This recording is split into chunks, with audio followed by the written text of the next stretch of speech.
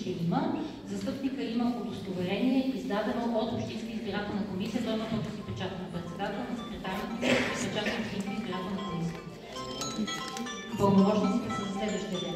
Който присъства в неделя. Значи от сутринта при откриване на изборното помещение избиратели, кандидати, наблюдатели, вече се разбрахме кои са, застъпници, упълномощени представители на партии, коалиции, местни коалиции, инициативни комитети. Ето това са хората, които попита кмета на района. Представителите, това са отново едни лица, които са упълномощени от съответната партия, коалиция или инициативен комитет. Те имат пълномощно издадено от съответната партия, коалиция и инициативен комитет и това пълномощно е обявено като номер само и дата на сайта на Общинската избирателна комисия. Не е задължително това пълномощно да има печат, макар че към момента има само една местна коалиция, която няма печат, останалите са партии, които би следвало да поставят на пълномощните си и печати на въпросното упълномощени представители. Представителите на средствата за масово осведомяване, ясно, това са журналисти, които имат някакво желание да видят как стартира изборния ден във вашата секция.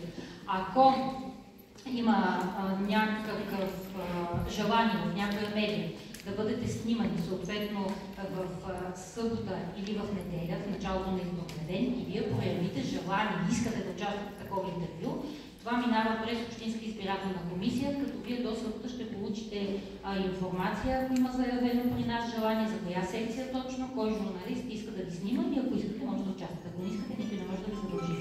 Ако има медия, тя не искате да участвате в репортажа, тя може да снима само изборното помещение в началото на изборния ден, без да снима вас като членове на съда. Това нещо е допустимо, но е добре Общинската избирателна комисия да знае. Тоест, бъдете ли си, за да знаем, че там има средства за масово осветляване. В хода на изборния ден по време на гласуването, съответно присъстват наблюдатели, застъпници, упълномощените представители, представителите на средствата за масово осветляване. Ясно е, че вече кандидатите нямат място в изборното помещение. При отваряне на избирателната кутия и установяване на резултатите, съответно присъстват кандидати, наблюдатели, застъпници, упълномощени представители, представителите на средствата за масово осведомяване и анкетьори. Нещо, което е добре да го кажем още сега. Има един списък, това е утвърдена изборна книга, който се казва списък на лицата, получили копия от секционния протокол, протокола на СИК. Много от вас започват в началото на изборния ден да попълват този протокол. Все едно това са едни лица, които се записват в някакъв списък и които в края на изборния ден ще получат копия от протокола. Никъде в изборния кодекс няма такова задължение към вас като членове на СИК, нито пък изискване за тези лица или задължение да го правят, т.е. да се записват в списък. Значи този списък се изготвя в края на изборния ден. Когато вие вече сте дали копия от протокола на лицата, които са присъствали при отварянето на урната. Това не са някакви гастролиращи застъпници представители, които ви карат по няколко секции и записват сутринта и след това получават протоколи от всякъде. Сега, ако искате, дайте им на такива хора, но задължението е за предоставяне при поискване на тези застъпници на наблюдатели, представители, кандидати, които са били в изборното помещение, при отваряне на избирателната кутия и установяване на резултатите. А ако ви се чете от миналите избори извънредни на 16 март, има една такава жалба от един кандидат, има и решение на Общинската избирателна комисия по въпроса, няма да има разлика в процедурата за тези частични избори. Изключения няма. Тук на този слайд са поместени какви изисквания има, какви документи се явяват съответните лица. Ние вече говорихме за това, няма смисъл да се връщам отново. За предизборния ден нищо ново. Не искам да се спираме подробно. Всички материали са ви подготвени от Общинска, от районна иска, ще ви бъдат предадени. Съответно всичко, което получите, има съответно място в изборния процес. Няма някое листче или някой материал, който да не ви е необходим за събота или за неделя, или който съответно не трябва да сложите на определеното място. Има всички необходими материали за информационното табло, което трябва да направите на вратата. Имате материалите, които са ви необходими за неделя за работа. Съответно ще получите бюлетините за гласуване с хартия, урните, които са вече в местата, кутията за отрязване. Важно е грешка, която много често се допуска. Бюлетината от кочана не се откъсва в събота, за да се постави като образец на информационното табло. Това го правите в неделя сутринта, преди да откриете изборния ден. И затова казвам, има наблюдатели, които са регистрирани на международни организации, обикалят секциите. Ако има такива нарушения в събота, има жалби до Общинската избирателна комисия. Така че откъсвате първата бюлетина от кочана и правите образеца сутринта в неделя. Съответно, в събота не разпечатвате и плика, в който ви е предаден печат. Това го правите отново в неделя сутринта, за да го маркирате по уникален начин и да сложите трите отпечатък от вече маркирания печат в протокола за маркиране на печата. Значи в събота, когато запечатвате помещението, за да го предадете на органите на МВР, в случая СДВР, лепените са ви припечатани с печат на райониска, вие си залепвате вътре прозорци, каквото сметнете за необходимо, отвън към вратата залепвате с тези лепенки, съответно сте се подписали тези членове на СИК, които сте присъствали в събота при затварянето на помещението. Не отпечатвате печата, не го наранявате в събота, просто не работите с този печат. Съответно, в събота получавате и машината, както ви казах по графика, не се вижда хубаво, няма да получите нищо по-различно от куфър с машина, 5 сим карти, 2 флашки, които са сложени и вече запечатани, захранващото устройство на батерията на машината, пломбите, които трябва да сложите в неделя на отсега на машината за захранването. Получавате по една машина на секция, казва, че в район Иска няма секция, която да гласува само с хартия, т.е. да е под листа избиратели. Много е важно да проследите какъв е номера на машината, който са ви предоставили, да и той съответства на номера на вашата секция. Ако е на съседната секция, ако е на някоя друга секция, която не съответства като номер в някой друг район, в случая Слатина или Кметство Мрамор, просто да сигнализирате веднага Общинската избирателна комисия, за да се намери вашата машина. Тази машина не я впитате, не я отваряте, съответно с техника не я инсталирате, не работите с нея, докато не се намери вашата машина. Рядко се случват такива грешки, но се случват. Сега в момента са малко машините, или понеже са частични избори само в 2 района, но това не изключва вашия ангажимент да проверите номера на машината, съответства ли на вашата секция. Подписвате протоколите с представителя на СИЕЛА в 3 екземпляра, 2 за СИЕЛА, един остава за вас и съответно инсталирате машината. В подредбата на изборните помещения също няма никаква разлика. Параван имате, който ще бъде осигурен, маса за поставяне на машината, стол, за да може избирателя на машината да е на нивото на неговите очи. Съответно си подреждате помещението. Тук е важно само да знаете, че в паравана за гласуване трябва да поставите само информация, че се гласува с знак Хикс или В, който се изписва с син химикал. Значи в случая нямаме избори за общински съветници, за да слагате вътре табло, не се слага образец от бюлетина или каквото и да било, защото който ще гласува с хартиена бюлетина, съответно отива за паравана с тази въпросна хартиена бюлетина. Така че само и единствено химикал. И бюлетина, информация, че се гласува с знак Хикс или В, изписан с син химикал. В паравана няма друго. Другата информация отвънка на таблото. Граници на секция, образец на бюлетина, номер за връзка с УИК, номер за връзка с дежурен прокурор, номер за връзка с МВР, тези стандартните неща, които са си написани и подготвени от районни изтър. Не е необходимо вие да правите каквото и да било. Ще имате двете урни, едната за бюлетините, за хартиените бюлетини, едната за бюлетините от машината. Съответно, двете урни, както са написани в методическите указания, трябва да ги поставите по такъв начин, че да не се смесва потока на гласоподаване и да се разменят бюлетините от едната, който гласува с машина да ги пусне в хартия и обратно. Не се случва, но въпреки това не ги слагате една до друга или ако ги сложите една до друга, то този колега, който ще дава бюлетината, ще проследява пускането на бюлетината, съответно разписката от машината, трябва много да следи в коя урна се пуска съответната бюлетина. Това е избирателна копиране, тя не е урна, извинявайте за терминологичната грешка. На двете има надписи, които ще бъдат предоставени, което се пише за хартиени бюлетини, съответно кутията за отрязъците от хартиените бюлетини и кутията, която е за разписките от машината. Няма разлика, на гърба на бюлетината се слага 2 печата, един преди преди да я дадете на гласоподавателя, един след като гласува, без да я разгъвате. На машината се слага един печат, няма как в началото да сложите печат, след като гласува гласоподавателя и дойде при вас, за да вдигне разписката в избирателната кутия. Вече ви казах, абсолютно информационното табло, абсолютно няма смисъл. Нещо, което забравяте честичко, бюлетината от вратата в края на изборния ден я копирате и я описвате в точка 4в на секционния протокол. Значи тя не остава залепена на информационното табло, защото е бюлетина. И тази бюлетина, като стигнем на опаковането, тя се намира при бюлетините по точка 4 и трябва да я сложите в това. Като съответно я опаковате и написвате бюлетина от информационно табло по точка 4. Няма да забрави. Така, изборния ден.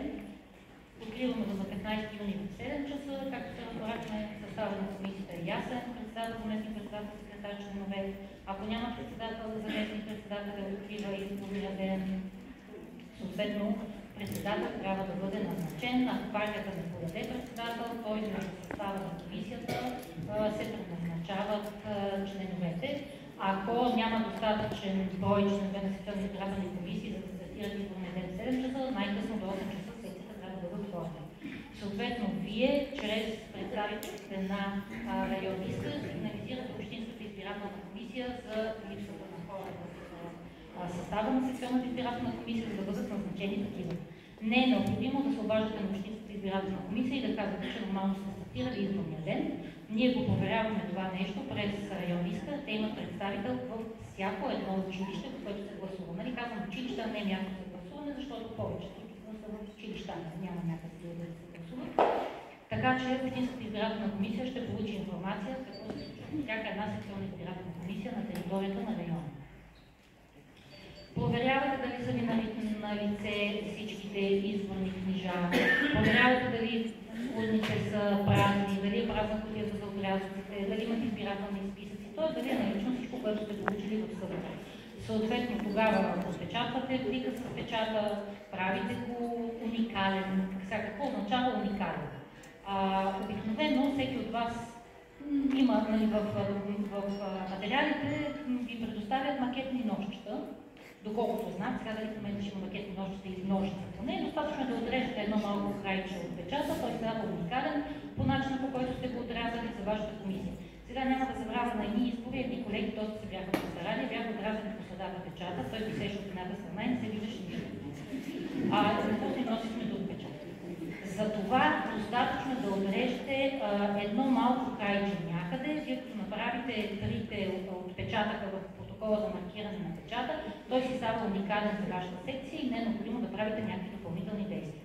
Така че това го правите сутринта в неделя, подпечатвате, подписвате се в този протокол, подпечатвате си лепенките, с които залепвате двете избирателни кутии, кутията за отрязъците и обявявате старта на изборния ден. Има ли въпрос до момента на някакъв информация? Не. Кой може да гласува и как гласува в изборния ден? Имате избирателен списък, който ви е предаден в събота и вие съответно сте го проверили. Има една единствена секция в района, секция 53, в която има двама гражданина, вписани в част 2 на избирателния списък. Всички останали секции, част 2 е празна. Сега, защо има част 2? Защото гласуваме на местни избори, както и на европейските граждани, членове на Европейския съюз, на държави членки на Европейския съюз, имат право да гласуват за местни избори на територията на Република България, ако отговарят на определени изисквания, т.е. имат уседналост на територията на районista, подали са съответно заявление до района да бъдат включени в част 2 на избирателния списък или са гласували предишен път на местни или европейски избори. Така се изготвя част 2. Тоест, тази 53-та секция има двама човека, в останалите част 2 е празна. Тази част 2 обаче си върви към избирателния списък, вие през деня не я ползвате, но в края на изборния ден не я оставяте някъде на някой бюро или някъде в изборното помещение, защото не ви трябва. Значи, избирателният списък трябва да го предадете на Общинската избирателна комисия с част 1, празната част втора и с евентуално дописаните хора под черта в избирателния списък.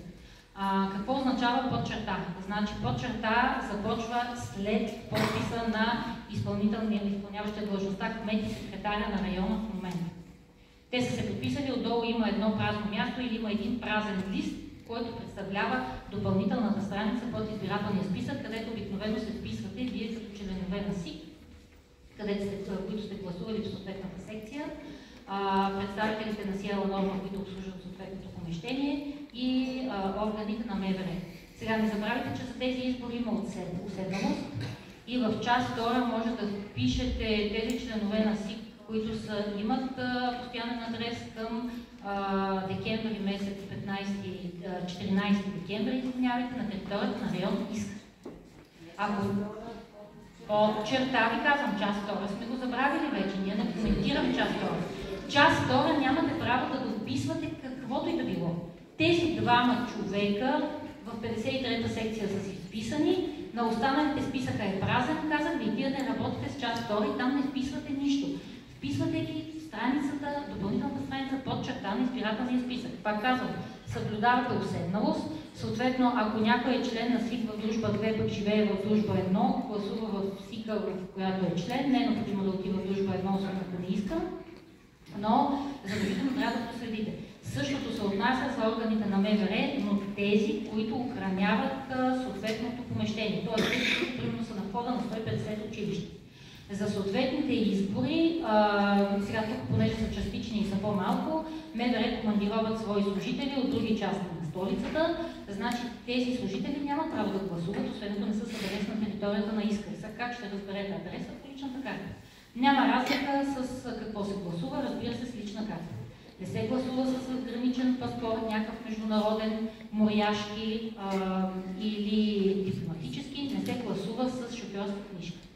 Ако някой каже, че личната му карта е загубена, унищожена, откраднали са му следващия ден или каквото и да било обстоятелство, трябва да посети 8 РПУ. Те ще имат дежурни в неделя, издават специално удостоверение, което е със снимка и което позволява на този човек да гласува. Това удостоверение, така нареченото по 263 от Изборния кодекс, е единствения документ, който вие не събирате на лица, които са вписани под черта в избирателния списък. То всъщност легитимира лицето в момента, до който му бъде издадена нова лична карта, т.е. това е със снимка. Така че вие на него е достатъчно да впишете на гърба, гласувал в коя си секция за частични местни избори на 15 юни и се подписва председател-секретар, съответно с печат на секционната избирателна комисия. Не го събирате и прилагате към избирателния списък. За разлика обаче от останалите лица, които сте вписали под черта. Значи, ако впишете вас, органи на МВР или пък някое лице касиер от техник, то това лице трябва да подпише декларация, че не е гласувало и няма да гласува на друго място. Мисля, че образецът беше декларация по член 80. Няма смисъл да помните приложенията като номер на изборна книга. Те ще ви бъдат предоставени в събота от район Искър. Но задължително трябва да има такава декларация. Важно е, защото тези декларации под опис вече трябва да бъдат предадени на Общинската избирателна комисия. Ако лицето не фигурира в избирателния списък поради някаква причина, първо проверете в списъка на заличените лица. Към всеки избирателен списък обикновено има списък на заличените лица, в които има определени абревиатури отстрани. Значи пише ПО, МП, НА извън България и не отговаря на изискваната за отседналост. ПО означава, че лицето е поставено под запрещение и няма право да гласува. МП значи, че лицето изтърпява наказание и лишаване от свобода, съответно не може да гласува. НА означава, че лицето е вписано в списък за гласуване по настоящ адрес. Сега това ви го казвам, обаче на настоящите избори няма как да има настоящ адрес, защото нямаме избори, които са извън на територията на столицата, за да има някакво отношение това към вас. А на територията на Столична община нямаме регистрация по настоящ адрес от един район в друг район. Така че хората ще гласуват по постоянните си адреси, по списъците, както са изготвени, но това е методическото указание на Централна избирателна комисия, така че добре да го знаете, все пак какво означава НА. извън територията на Република България, значи, че лицето преди 6 месеца, т.е. няма уседналост, има регистриран настоящ адрес някъде в чужбина, такива лица няма право да гласуват и съответно с настоящ адрес на Република България, ясно, то постоянно се живее в Република България, извън Република България, прощавайте се. Това не означава обаче, че тези лица нямат право да гласуват. Ако такова лице дойде при вас, просто му обяснете, че се намира в списъка на заличените лица и той има право да посети районна миска, които да преценят дали може да получи така нареченото удостоверение по член 40 от Изборния кодекс. Само общинската администрация преценява дали към изборния ден, защото избирателните списъци се отпечатват малко по-рано, те не се отпечатват в средата или в петък, е отпаднало основанието му да бъде включено в списъка на заличените лица.